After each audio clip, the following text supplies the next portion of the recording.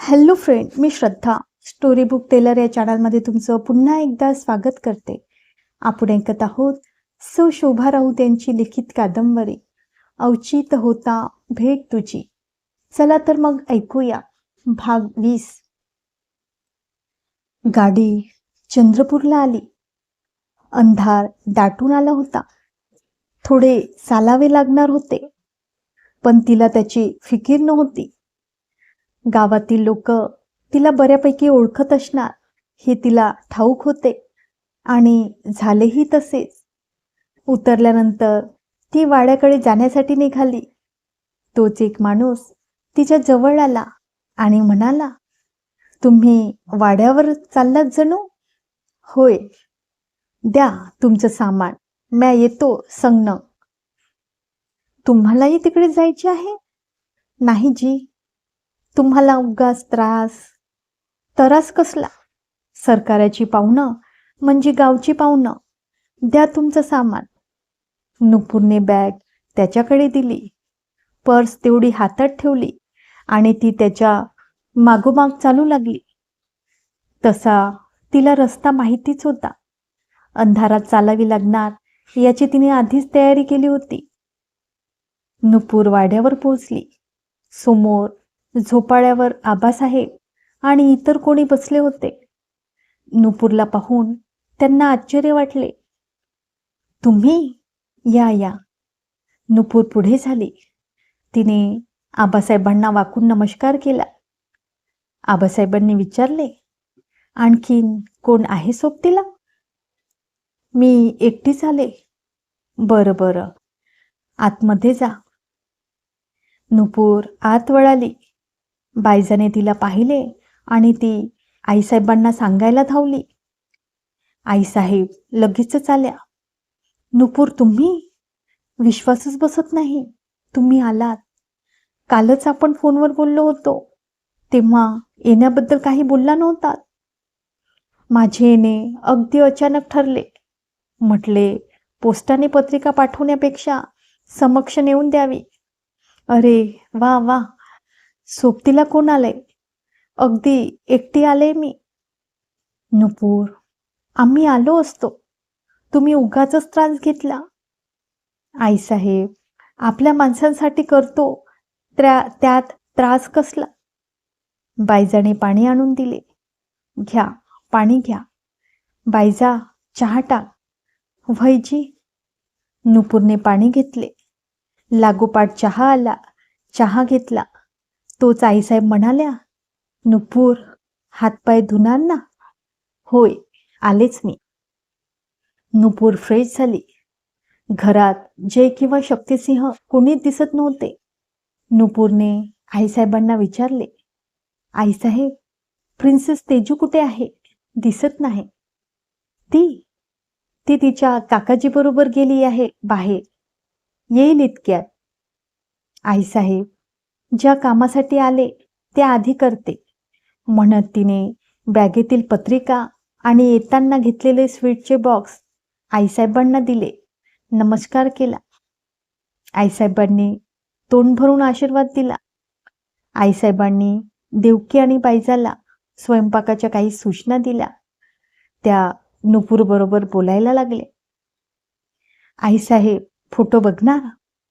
द्या ना, बघते. नुपूरने बॅगेतून फोटोचे अल्बम बाहेर काढले. आईसाहेब फोटो बघू लागल्या. त्यांनी बारकाईने फोटो पाहिले. फोटो आवडल्याचेही सांगितले. नुपूर, आजपासून 5व्या दिवशी लग्न. तुम्हाला बरे इकडे सोडले? मी हट्टच धरला. मग काय, दिली घरच्यांनी परवानगी. तयारी झाली ना? हो, देवकार्य परवा आहे. म्हणजे सवाष्ण जेवण, केळवण, देवाचे नैवेद्य, मुहूर्तमेढ हेच ना? होय, आई असेच काही म्हणाली होती. म्हणजे उद्या लगेच जाणार? जायलाच पाहिजे. तुम्ही आलात, एवढ्या घाईत आलात, खूप आनंद झाला. तुम्हाला भेटून मलाही आनंद झाला आईसाहेब. थोड्या इकडच्या तिकडच्या गप्पा झाल्या. जय घरी आला. त्याला बाहेरच आबासाहेबांनी नुपूर आल्याचे सांगितले होते. तो आत आला. नुपूरचे हात हातात घेऊन तो आनंदाने ओरडलाच, नुपूर, चांगले सरप्राईज केलेस. तू अशी येशील ही कल्पनाही मी केली नव्हती. कशी आहेस? एकदम मस्त. तू कसा आहेस? एकदम झकास. जय, त्या पत्रिका द्यायला आल्या. अगं, पोस्टाने पाठवायची. पण मग असा भेटल्याचा आनंद कसा मिळाला असता? तेही खरेच. अरे, फोटोही घेऊन आली. होय रे. चल माझ्या खोलीत गप्पा मारू. फोटोही तेथेच बघतो. अरे, प्रिन्सेस तेजू कुठे आहे? बाहेर आहे. येईलच एवढ्यात. थांब, बोलावतोच. जय तेजूला घेऊनच आला. हाय प्रिन्सेस तेजू. अय्या आंटी, तुम्ही? तिला जवळ घेत नुपूर म्हणाली. या आंटीची आठवण कधी आली? येते की. तुम्ही दिलेले ते उठायला लावायचे ते मी एकदा लावले होते, तर आत्याबाई मला हसल्या होत्या. का ग? म्हणाल्या, असे गिरबिटायचे नसते, व्यवस्थित लावायचे असते. मला नाही येत नीट लावता. तू थोडी मोठी झालीस की येईल नीट लावता. खरेच? अगदी खरे. मग मी मोठी कधी होणार? थोड्याच दिवसांनी. मग मी छान लावेल आणि मग माझ्या मैत्रिणींना दाखवणार. नक्की दाखव हा. जा, आईसाहेबांकडून तुझ्यासाठी मी आणलेला खाऊ घे. तेजू आत गेली. चल जाऊया माझ्या खोलीत, जय म्हणाला आणि ते दोघे जयच्या खोलीत आले. जय तिच्याशी काही बोलत होता, पण नुपूरचे लक्ष बाहेर शक्तिसिंहाच्या येण्याकडे लागले होते. रात्रीचे 9 वाजले. आईसाहेब तेथे आल्या. नुपूर, चला जेवायला. चल जय, जेवूया. नुपूरने बघितले. तिच्यासाठी पाट मांडला होता. छान रांगोळी काढली होती. इतरांनाही आज टेबलाऐवजी पाटच मांडले होते. आज आबासाहेबांच्याच पंक्तीत नुपूरला वाढले होते. आईसाहेब, हे काय? हे आमच्या घरचे केळवत. तुम्ही अचानक आला तेव्हा गडबडीतले केळवत. याची काही आवश्यकता नव्हती आईसाहेब. असू दे, बसा तुम्ही. नुपूर पाटावर बसली. आजूबाजूला पाट होते. त्यावर आबासाहेब, जय, तेजू, आईसाहेब बसल्या. म्हणजे अजून शक्तिसिंह आला नव्हता. थोड्याच वेळात आईसाहेबांनी बरेच प्रकार केले होते. नुपूरला त्यांचे खूप कौतुक वाटले. नुपूरला जेवण आवडले. तिने ते आवर्जून आईसाहेबांना सांगितले. आबासाहेबांनीही तिची विचारपूस केली. जेवणं आटोपली. अजूनही शक्तिसिंह आला नव्हता. शेवटी न राहून नुपूरने जयला विचारले, जय, तुझे दादासाहेब आले नाहीत अजून? अगं, दादासाहेब 2 दिवसांसाठी बाहेरगावी गेले. जयचे हे वाक्य ऐकले आणि नुपूरचा सारा उत्साहच मावळला. ज्याच्यासाठी आलो तोच घरात नाही. आपले येणे वाया गेले. आपल्या नशिबातच नाही की काय? त्याचा गैरसमज दूर करणे. कदाचित तसेच असेल. नाहीतर रिचाला तरी तसा खोडसाळपणा करण्याचे कसे सुचले असते? ती मनातून खूपच नाराज झाली. कोणाशी काही बोलावे असे तिला वाटेना. जे, झोपायला जाऊ? आज थकले बघ. आईसाहेबांना विचारतो. तुझी कुठे सोय करणार ते? एक सुचवू? त्या गेस्ट रूममध्ये नको. त्यापेक्षा तुमच्या दादासाहेबांची रूम आज मोकळीच आहे, तेथे झोपू? जरूर, चल. अरे, प्रथम आईसाहेबांना तरी सांगून ये. आता येतो. जय आईसाहेबांना विचारायला गेला आणि नुपूरला स्वतःचे आश्चर्य वाटले. आपण चक्क त्याच्या खोलीत झोपण्याचे ठरवले आणि जयला सांगूनही टाकले. आता आईसाहेब काय म्हणतात कोण जाणे. त्यांना नाही आवडणार ते. आपले चुकलेच. आपण तसेच म्हणायला नको होते, ती विचार करीत होती. जय तेथे आला आणि म्हणाला, चल झोप जा. कुठे? वर. दादासाहेबांच्या रूममध्ये. तर मग good night and sweet dream. खट्याळपणे हसत जय म्हणाला, एवढे हसायला काय झाले? 5 दिवसच राहिले. परागची खूप आठवण येत असणार. त्याच्याशिवाय दुसरे काही सुचत नाही. गंभीर चेहरा करून नुपूर म्हणाली, अगं मग अशी उदास होऊन का बोलतेस? खरेच रे, मला खूप टेन्शन येते बघ. कधी कधी त्याचा विचार आला की जय, अरे त्याच्या आणि माझे पटेल का? तो स्वभावाने कसा असेल? नुपूर, तू स्वभावाने एवढी चांगली आहेस की तुझे कोणाबरोबरही पटेल. फक्त आमच्या दादासाहेबांना सोडून. त्यांना सोडून? का रे? का कोण जाणे, पण 1-2 वेळा दादासाहेबांसमोर तुझा विषय झाला आणि ते तुझ्याबद्दल थोडे नाराज वाटले, थोडे कटू बोलले. काय म्हणाले ते काही माझ्या लक्षात नाही, पण त्यांना तुझे काहीतरी खटकले आहे हे लक्षात येते. भेटले असते तर गैरसमज दूर केला असता. उद्या नाही येऊ शकणार. आजच संध्याकाळी गेलेत, उद्या बहुतेक नाही येणार. जय, प्लीज त्यांना सांग ना, मी तशी नाही. सॉरी नुपूर, मी दादासाहेबांचे तुला सांगायला नको होते. उगाच तुझे मन दुखावले गेले. जाऊ दे तो विषय. मला सांग, सगळी तयारी झाली लग्नाची? हो झाली बाबा. आम्ही 3 दिवसांनी येणारच होतो. पण मला वाटले असते ना, आपण साधी पत्रिका पोहोचू शकलो नाही म्हणून तर आले. नुपूर, झोप आता तू, मी जातो. बरंय, बाय. जयसिंह त्या रूम बाहेर पडला. नुपूरने रूममध्ये नजर फिरवली. हीच ती रूम ज्या रूममधून शक्तिसिंहाने मला जायला सांगितले होते. हीच कॉट, या कॉटवरचे बेडशीट, पिलो कवर आपण झोपलो होतो म्हणून शक्तिसिंहाने बायजाला काढून टाकायला सांगितले होते. तेव्हाही गैरसमज झाला होता आणि आताही तेच. समोर शक्तिसिंहाचा फोटो होता. त्याच्याजवळ गेली नुपूर. शक्तिसिंहाच्या तेजस्वी डोळ्यात पाहत ती म्हणाली, माझ्या डोळ्यात बघा शक्तिसिंह, तुमच्याबद्दल फक्त आदर आहे, खूप आदर. तुम्ही मला खूप आवडता आणि तुम्हाला मी खोटारडी कशी वाटते? माझ्या डोळ्यांनी तुम्हाला काही सांगितले नव्हते? माझ्या कवितेत तुम्हाला समजले नव्हते? औचित्य होता भेट तुझी. ही कविता फक्त तुमच्यासाठी होती, फक्त तुमच्यासाठी.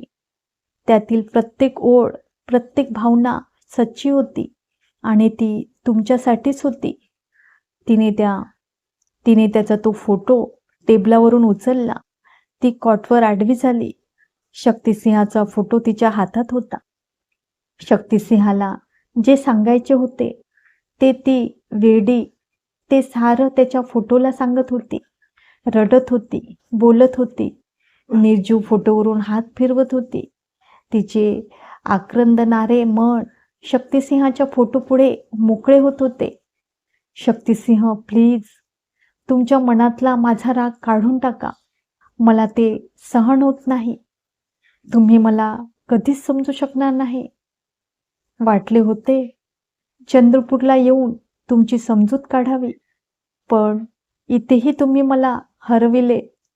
न सांगता आले तरीही तुम्ही दूर गेलात. शक्तिसिंह, तुम्हाला कधी माझ्या भावना कळाव्यात हीच माझी इच्छा होती. जाऊ दे, कदाचित ते सुख माझ्या नशिबातच नसेल. नुपूर रडत होती.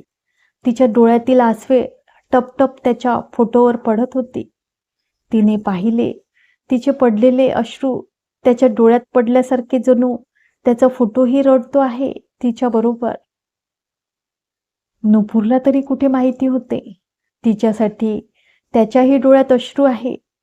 तिने आपल्याला असे समजावे हे दुःख त्याचेही हृदय पोखरत होते. माणुसकीवरचा त्याचा विश्वास उडतोय हे कुठे तिला ठाऊक होते. दुःख दोन्हीकडे होते. दोघांचेही हृदय तळमळत होते. पण हे नुपूरला कोण सांगणार? शक्तिसिंहालाही कसे समजणार होते? नुपूरला जाग आली. क्षणभराने तिच्या लक्षात आले, आपण चंद्रपूरला आहोत आणि शक्तिसिंहाच्या रूममध्ये. काल तिला कधी झोप लागली तिच्याही लक्षात आले नव्हते.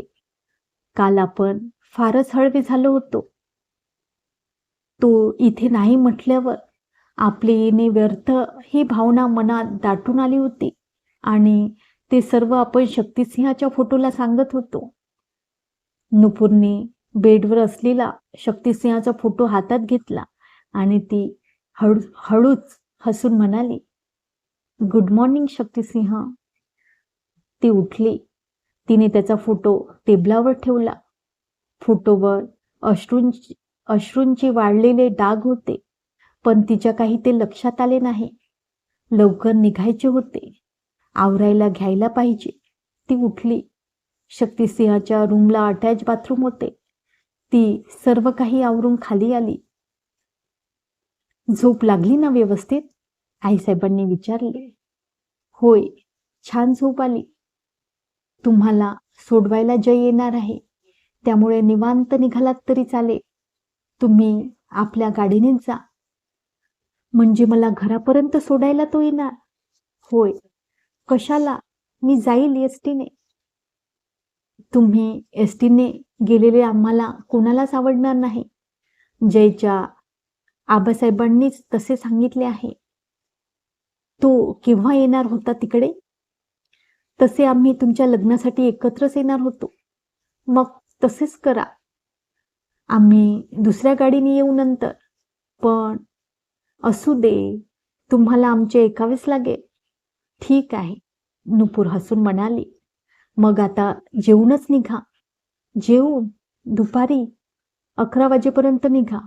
पण मोठ्यांचे ऐकायचे असते. ठीक आहे आईसाहेब, जसे तुम्ही म्हणाल तसे. नुपूरने चहा आणि हलकाचा नाश्ता केला. उगाचच तिच्या मनात आले, काल आपण येण्यापूर्वी थोडा वेळच शक्तिसिंह घराबाहेर पडला होता.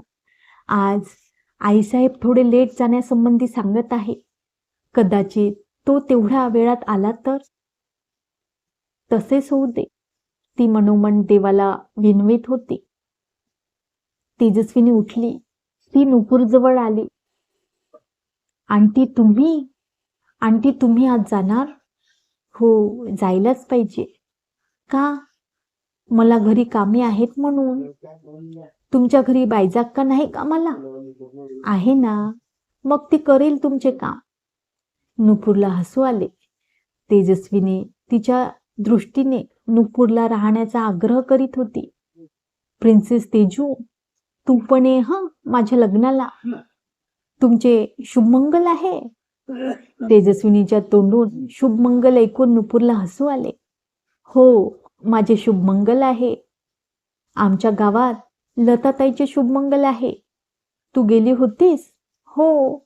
शुभमंगल म्हटले की हातातले तांदूळ टाकायचे. मला माहिती आहे. अरे वा, हुशार आहे की. आंटी, तुम्ही मला ते दिले ना ओठांना लावायचे? मला नाही येत लावता. तुम्ही देता मला लावून? देते, घेऊन ये. आता नको, जेवून झाल्यावर लावा. का ग? पाणी पिताना धूल जाईल ना. बरं बाई, नंतर लावते. जयसिंह तेथे आला. दोघींना बोलताना पाहून म्हणाला, कसल्या गप्पा चालल्यात? अरे, तिला शुभमंगल माहिती आहे. हो, मीच सांगितले होते. आणि जेवल्यानंतर लिपस्टिक लावायची तिला. म्हणजे मोठे काम आहे तर तुला. तो हसत म्हणाला. मी खेळायला जाऊ? जा, पण लवकर ये. तेजस्विनी खेळायला गेली. अरे, माझ्यासाठी कशाला त्रास घेतोस? कसला? मला घरापर्यंत सोडवायला यायचा? ते तर माझे कर्तव्यच आहे. अगं, तू एवढ्या लांब पत्रिका द्यायला येतेस, तेही लग्न 5 दिवसांवर असताना, आणि मी तुला घरापर्यंत सोडवायलाही यायचे नाही. पण त्रासच ना. तुला तसे वाटते. सांग, तसंच वाटतंय ना? नाही बाबा, मग तर झाले. आता कशी वळणावर आलीस? जय, ही पत्रिका अक्कासाहेबांना द्यायची होती. मग असे करूया, जाता जाता त्यांच्या घरी जाऊया. चालेल? लांब आहे त्यांचे घर. 1.5 तास लागतो घरी पोचायला. 1.5-2 तास उशीर होईल. आज पोहोचले म्हणजे झाले. नक्की पोहोचू. नुपूर, इथे जेवायला थांबण्याऐवजी तुझी आवरली असेल तर अर्ध्या तासात निघू.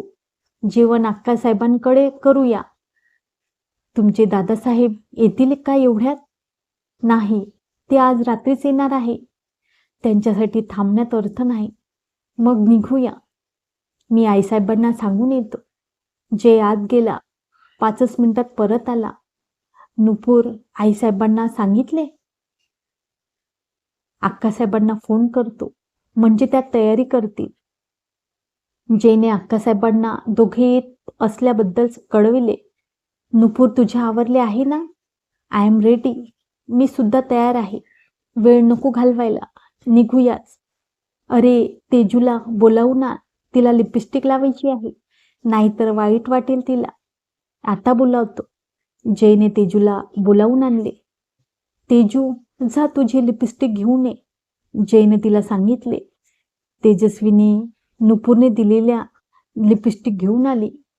कोणती लावू? नुपूरने विचारले. ही लावा.